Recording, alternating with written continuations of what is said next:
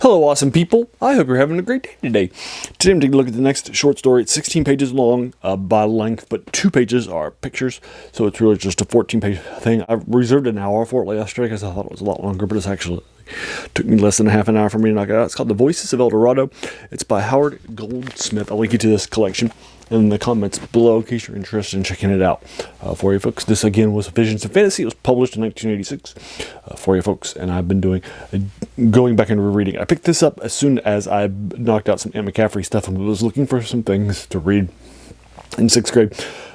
As doing a deep dive into that fantasy genre. I just knocked out The Hobbit by J.R. Tolkien, which is a junior book, and then I knocked out the more adultish Lord of the Rings. It starts out more Hobbitish, but then it really grows into its own pretty quickly. And over the rest of the summer, which took me a long time, it was my first adult book to read.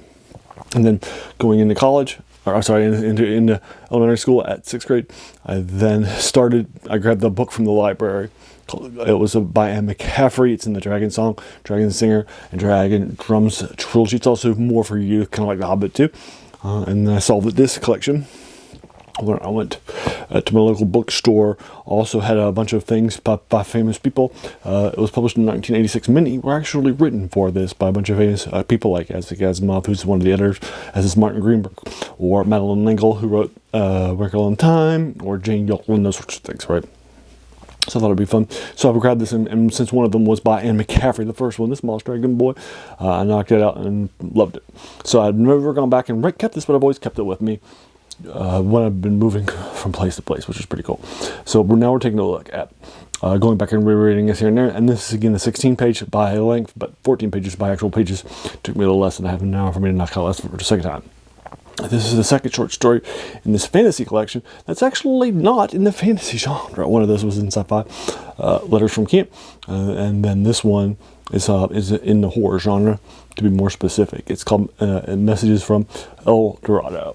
It's fun. I liked it. It was a fast read, but it wasn't exactly doing a huge number of things. But again, this is more in the junior high kid stuff, because all the protagonists in these are more kids, and I think some of them are young teens. So this is definitely more in the junior thing. So it's fun for younger readers to pick up.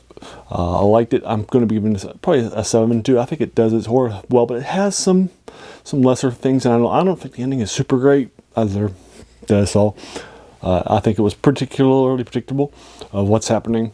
I didn't say, "Oh my gosh, what a shock!" Right? But again, it's for kids, so your mileage may vary, and that kind of thing. So there you are. That is the next short story in this collection, the 14-page long Messages from El Dorado. I think a better name for this would have been Echoes from El Dorado, when you learn about the end and so forth. Again, no spoilers, but I think that probably would have been a better title. But there you are. I'll go ahead and leave you to it. So have you read this? If so, what did you think about it? Let's talk about in the comments below, whatever your thoughts are. If you enjoyed this, maybe hit the like button, the subscribe button, the bell icon if you're feeling frisky, and let your friends know too. As a reminder of his channel's name, The Worst Thing About New Books, is a quote by a French philosopher, Jacques Joubert, who said in his only book that this was the worst thing about them was that they kept us from reading the better old books, right? And that's definitely true. His era in the 1900s, 19th century rather, 1800s, or in our era too. So going back and reading something that was published in 1986, I think it's a lot of fun for a show, and one of the passions of things of my thing. So if you like this, I'm sorry to mention it. So there you are. I just want to pause and thank you so much just for taking some time out of your day and investing it and watching my video, because we all have so many things that are happening in our lives, right? And we're pulled in so many different directions. So the fact that you spent this time with me, that's incredibly humbling, and I appreciate it. So thanks again, and have an amazing day.